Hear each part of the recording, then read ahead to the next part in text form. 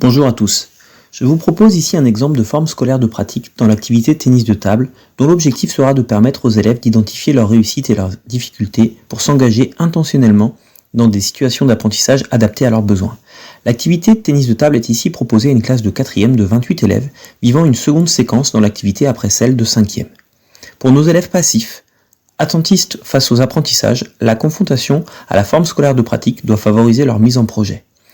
Par ailleurs, notre FSP aura pour objectif de rendre très lisibles les observations pour éviter les désaccords fréquents entre élèves. Enfin, la centration forte sur le gain du match plutôt que sur la manière d'y parvenir nous conduit à une adaptation du score pour amener les élèves à réfléchir à leurs actions et les engager dans les apprentissages visés. La compétence à construire sera donc le gain du match grâce notamment à la réalisation d'un service gagnant et ou de trajectoire accélérée avec le smash. Culturellement, la qualité du service est en effet primordiale pour le gain d'une rencontre. Réussir un smash est selon nous étroitement lié à l'idée que nos élèves se font d'un point exceptionnel et in fine à la notion de plaisir pris par ceux-ci. Et nous faisons le pari de faire vivre cette tranche de vie de joueurs et joueuses smatchers à tous nos élèves. Dans notre forme scolaire de pratique, les élèves sont par groupe de niveau homogène de 4 joueurs ou joueuses, un arbitre et un secrétaire.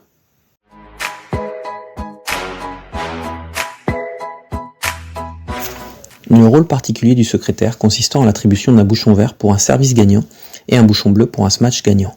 Nous définissons avec les élèves la notion de service gagnant et de smash. Le caractère visuel des indices relevés permet aux joueurs de suivre les observations et évite toute contestation post-match. Pour certains élèves de bon niveau, le smash prendra davantage l'apparence d'un lift de type top spin. Le classement au sein du groupe prend en compte les points gagnés au cours des 3 matchs en 9 points, mais aussi les bouchons obtenus qui sont multipliés par 3 et qui s'ajoutent aux points match. Les élèves prennent ainsi vite conscience de l'importance de la manière de gagner leurs points, puisqu'à score identique, ils peuvent terminer devant un autre joueur au classement grâce aux bouchons obtenus.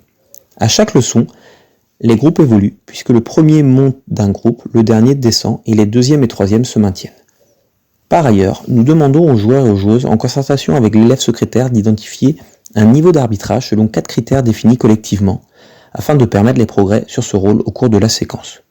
Certains de nos élèves en difficulté pour identifier les fautes, suivre et annoncer le score, peuvent utiliser cet outil d'arbitrage simple.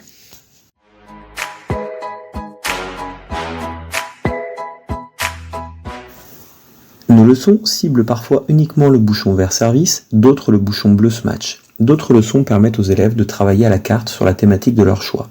En fonction du nombre de bouchons obtenus sur telle ou telle thématique, chaque élève peut s'engager dans la situation d'apprentissage qui lui est adaptée. Il peut, au gré de ses progrès, c'est-à-dire de son augmentation du nombre de bouchons, faire le choix d'une situation d'apprentissage plus complexe. L'évaluation de la compétence évoquée initialement peut s'entrevoir dans une première séquence en réalisant la moyenne des bouchons verts et bleus lors des 2 dernières leçons de la séquence avec 3 ou 4 matchs dans chacune d'entre elles. Dans notre exemple ici, Anna, qui a une moyenne de 3,5 bouchons verts et bleus, obtient une note de 3,75 sur 5, correspondant à une maîtrise satisfaisante de la compétence. Dans une logique de degré d'exigence plus important au cours d'une seconde séquence, nous pouvons différencier les bouchons verts et les bouchons bleus. Obtenir le niveau maximal de compétence consisterait alors à être capable d'obtenir un certain nombre de bouchons verts, mais aussi un certain nombre de bouchons bleus.